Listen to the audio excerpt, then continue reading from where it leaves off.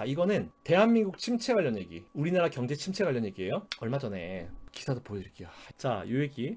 얼마 전에 이창용 총재님께서 이런 말씀하셨어요. 한국 경기 침체 맞다. 그래서 제가 아니 이분 또 왜 그러시지? 총재님 또 왜 그러시지? 또 어디서 그런 말씀하셨을까? 봤는데 일단 여기서 웃었어. 2023년 국정감사. 오케이, 알겠습니다. 국정감사. 네, 국정감사에서 네, 그렇죠. 충분히 이런 이제 입장이 그러시니까 그럴 수 있겠죠? 라고 웃고 넘어왔어요. 근데 그럼 어떤 것 때문에 경기 침체로 가신 거지? 라고 봤는데 잠재 성장률보다 떨어진다. 잠재 성장률이 떨어진다. 올해 경제 성장률 전망치가 1.4, 잠재 성장률보다 낮고 1%대 성장 말고는 없었던 가운데 경기 도래가 아니냐는 질문에 현재 성장률이 잠재 성장률보다 낮기 때문에 경기 침체가 된 건 맞다. 이게 되게 근데 웃긴 게 뭐냐면 여러분들, 성장률이란 건 GDP잖아요. GDP로 계산할 수 있죠? 자, 어쨌든 우리나라의 현재 지금 GDP가 잠재 성장률보다 전혀 낮기 때문에 경기 침체가 됐다. 그러면 우리 GDP라는 것에 대해서 한번 생각을 한번 해보자고요.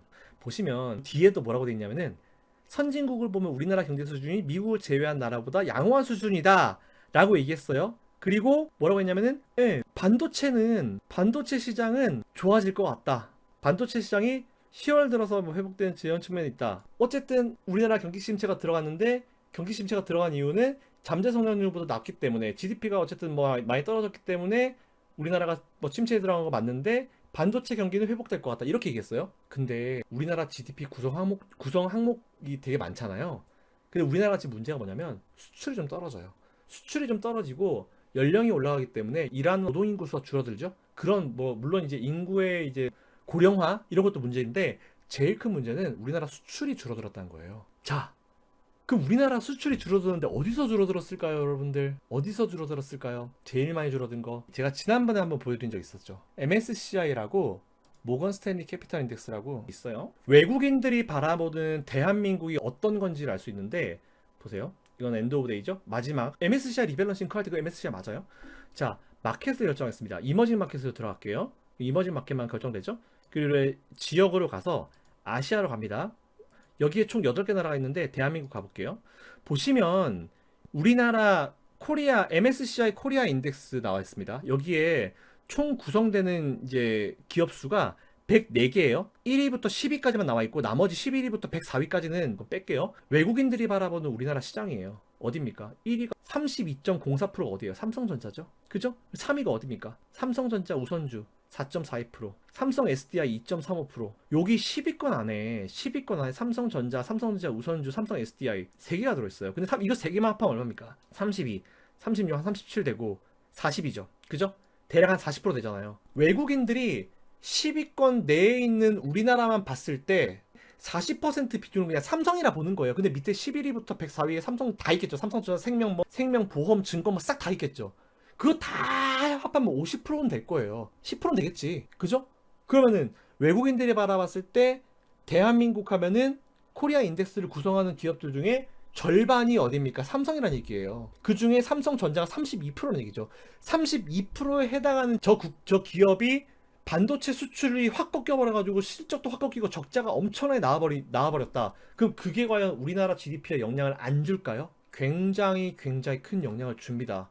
그래서 이번에 이창용 총재님이 말씀하신 이 내용 있잖아요. 이거의 핵심이 뭔지 아세요? 야, 우리나라 경기 침체야, 야, 큰일 났어. 이게 아니고 경기 침체가 맞긴 맞는데 이 계산법에 따라서 우리 GDP를 계산할 때 GDP 중에 제일 큰 항목이 우리나라 수출이 많이 안 좋은 부분인데 수출이 많이 안 좋은데 대표적인 삼성전자가 수출이 엄청나게 꺾였기 때문에 그게 우리나라 GDP에 영향을 줘가지고 전반적인 부분이 아예 안 좋아졌다. 삼성이라는 얘기를 못하지. 여기서 어떻게 그 얘기를 해. 근데 이거는 뇌가 있는 사람이면 다 알 수 있는 부분이고, 자, 그런 상황에서 반도체가 원래는 한 7, 8월이면 좀 괜찮아질 줄 알았는데 이게 한 10월달 들어서 회복세가 보이고 있다. 한 2, 3개월 딜레이가 됐다. 그게 무슨 얘기다? 삼성전자 GDP에서 구성 항목이 제일 높은 삼성전자에 대한 수출이 다시 살아날 수 있다. 그 얘기는 우리나라 GDP가 바닥을 찍고 이제 올라올 수 있는 그런 상황이 되었다.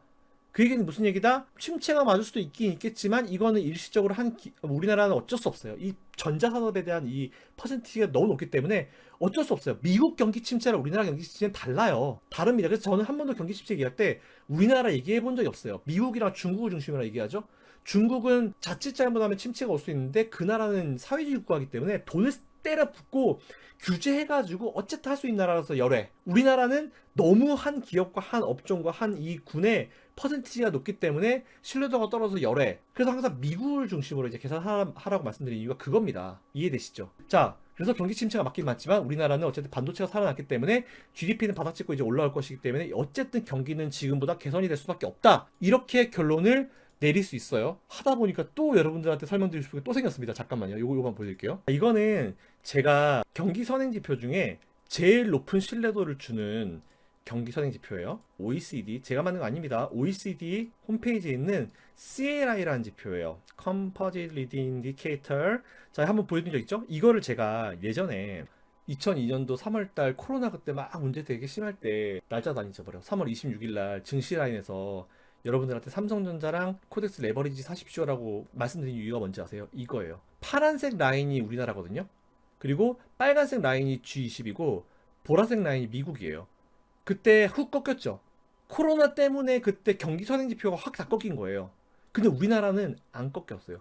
살짝 쉬었는데 안 꺾였습니다. 그러니까 경기 선행지표가 어쨌든 우리나라는 꺾이지 않았고 상대적 영향을 봤을 때 우리나라는 확실히 견조한 편이다 라고 생각을 한 이유가 CLI, 물론 이제 이거 하나만 보고 한 건 아니지만 네, 이거에서 힌트를 얻었죠. 그래서 일단 이거를 봤을 때 괜찮다 해서 제가 레버리지를 지르라고 했고, 그때 레버리지 지르신 분들은 지금 지수가 밀렸지만 여전히 100% 수익이 넘어가 있을 거예요. 자, 근데 잘 보시면 22년도까지는 참 힘들었죠. 22년도 작년 때는 힘들었는데 올해 들어가지고 2월 달부터 우리나라는 돌아섰어요. 근데 이게 이 CLI라는 지표는요, 짧게는 6개월, 길게는 한 9개월, 1년 정도의 그 딜레이가 있습니다. 경기 선행 지표가 먼저 돌아선 다음에 6개월에서 한 1년 정도 후에 경기가 따라와요. 특히 주식이 따라옵니다. 그 제가 봤을 때는 지금 CLI도 G20, 미국, 우리나라가 지금 다 돌아서 있는 상황이기 때문에 예, 이걸 제가 봤을 때는 경기를 갖다 우리가 좀 안 좋게 해석할 만한 부분들은 그렇게 많지는 않은 것 같아요.